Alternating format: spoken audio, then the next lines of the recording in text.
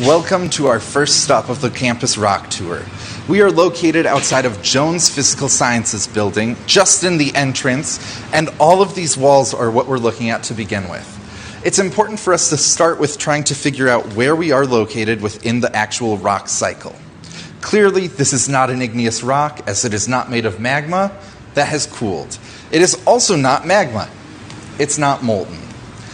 These are also not made of a metamorphic rock, as we do not see any of the banding we would expect, and we also know that this is not formed from high amounts of temperature and pressure.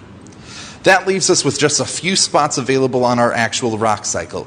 It could be a sedimentary rock, or it could be made of sediments. Now, these were not combined together through a natural process with a mineral combining them and holding them together like cement. In fact, this is a man-made concretion that is holding it together. That means that this is not a sedimentary rock, but rather is sediment. Since we know it's sediments, we know there are certain properties that we would want to know about to learn about how far it's traveled from the source, what materials these sediments are made from, or even just how weathered they've been. Some of these properties involve things such as sorting or rounding. I would recommend focusing on the rounding right now. If you get a chance over at this building to rub your hand against the sediments, you can actually gain a sense of the differences that we have between rounding and angularity, between individual grains.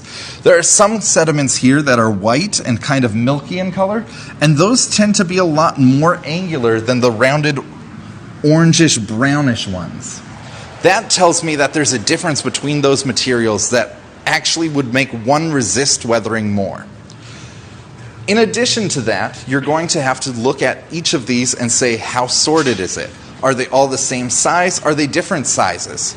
To me, these look to be mostly the same size overall. Our last step would then be to identify how far we've traveled from the source and how much energy that would take. Keep in mind, these are all pebble-sized. If you instead had cobbles, you might need a different amount of energy in order to transport that from the source. Take your time now to address those questions in your lab manual, and I'll see you at our next stop.